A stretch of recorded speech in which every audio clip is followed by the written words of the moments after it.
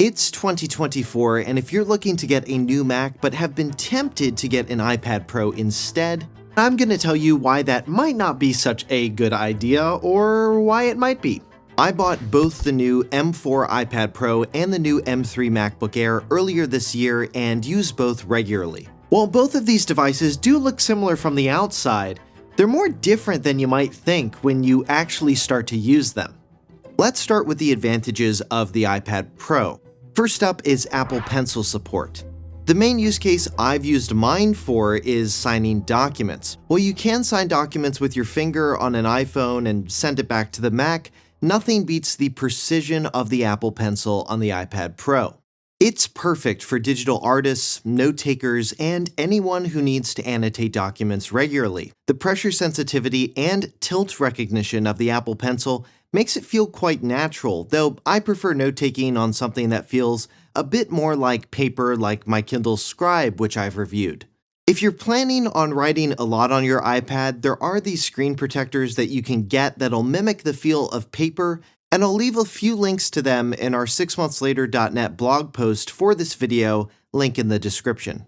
Another thing the iPad Pro does well is scanning documents. You can just open up the camera app, point it at the doc that you want to scan, and then tap the Scan Doc icon that appears. The iPad Pro will automatically detect it, crop it, and save it. Now, it is nice that the iPad Pro does have an integrated camera for scanning documents, but I wouldn't necessarily say it's like a major advantage with the iPad Pro because you can accomplish the same thing on a Mac while using an iPhone or an iPad. Now, one of the most significant advantages of the iPad Pro is its touchscreen. Many will prefer using the touch input method for specific applications, especially games and some creative apps. The iPad Pro is also more portable in its non-keyboard configuration. You can easily hold it in your hands, making it great for reading or casual browsing while lounging on the couch. Its form factor makes it ideal for consuming content in various settings. Another thing that makes the iPad Pro great for consuming content is its display. The iPad Pro boasts an OLED screen which offers better colors, deeper blacks, and HDR support. The color accuracy is excellent, making it a great choice for photographers and visual artists who need to review and edit their work on the go. If you plan to watch a lot of content on your device, well, the iPad Pro's display, that's definitely the way to go. It's also incredibly bright, up to 2 times as bright as the MacBook Air's display. The iPad Pro also features a ProMotion display with a 120Hz refresh rate. While it's not necessary for everyone, it really is a nice feature to have. It makes scrolling and animations just feel buttery smooth. Face ID is another great feature of the iPad Pro. It's fast and convenient. Another advantage you get with the iPad Pro is some apps will only work on it and they will not work on a Mac, like my teleprompter software, for example. However, I think the inverse is probably truer for professional apps meant for developers and creatives. Now, there are some iPad-first apps like Procreate out there that are really designed for the Apple Pencil and touch interface, but there are probably still more apps that have better functionality on the Mac. Final Cut Pro 10 is a good example. While there now is finally a Final Cut Pro 10 app available for iPad, the Mac version is much more powerful and fully fleshed out. You can import templates, effects, and titles into it, as well as third-party plugins. If you want to develop iPad or iPhone apps, you'll need Xcode, which still only runs on the Mac.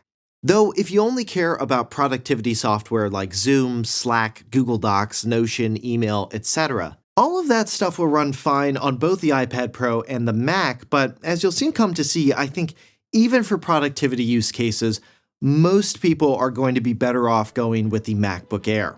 So let's now take a look at the Mac and its advantages. The first advantage I'd give to the MacBook Air is its form factor. The MacBook Air offers more ports, including 2 USB-C ports and MagSafe, and a physical headphone jack, giving you much more flexibility. The MacBook Air also boasts a larger, more responsive trackpad and one of the best keyboards you can get on any computer.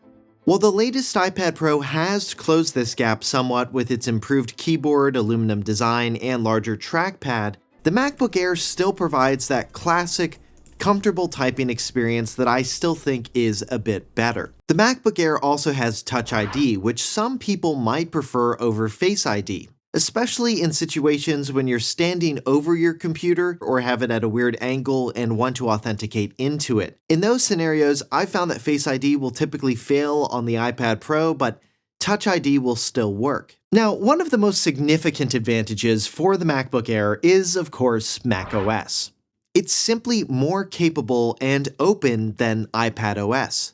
You can download apps from the web. The app experience is typically a bit better. The Spotify Mac app will actually link you out to Spotify's site where you can sign up for Spotify, something you can't do on the iPad version because of Apple's App Store fees that Spotify is trying to avoid. You can also modify how the operating system works, like implementing magnetic windowing. Yes, you could have done this years ago before Apple finally decided to add it into macOS Sequoia. macOS also gives you access to a wider variety of software, including professional-grade applications and a more diverse set of games than the iPad has because, again, you don't have to go through Apple's App Store. You can download stuff from Steam, Epic Games, wherever you want. The Mac simply gives you more freedom.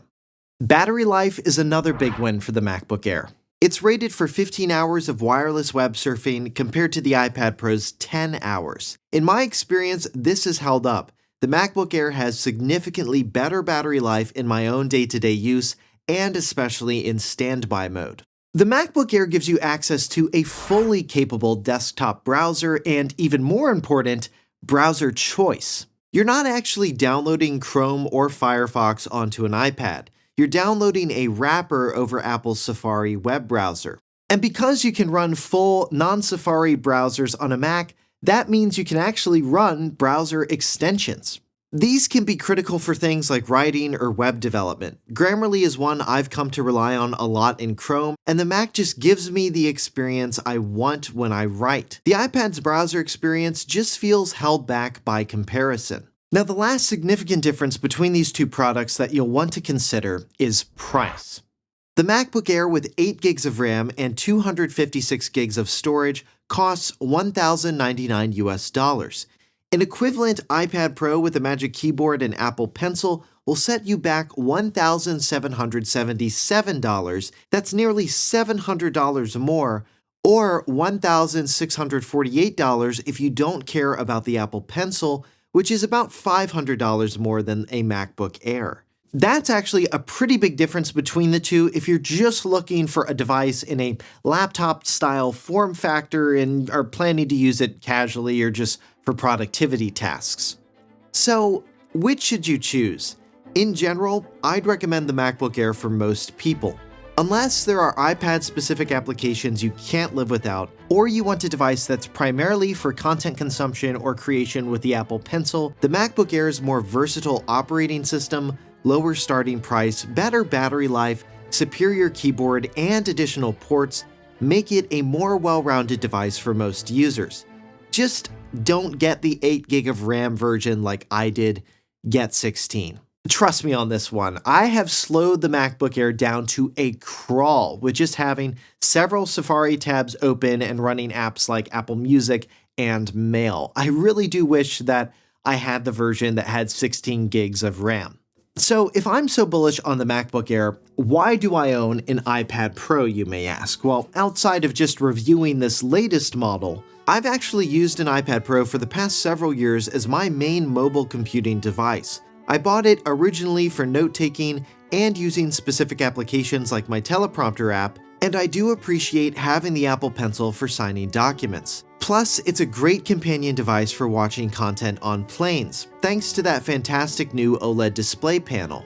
But when I bought my MacBook Air this year, and this was the first personal laptop I have bought for myself since like 2012. I've had work laptops in the past, but for personal use, I was just using an iPad Pro. But as I was using the MacBook Air, I couldn't shake this feeling of just like, how have I survived without a real mobile computer for this long?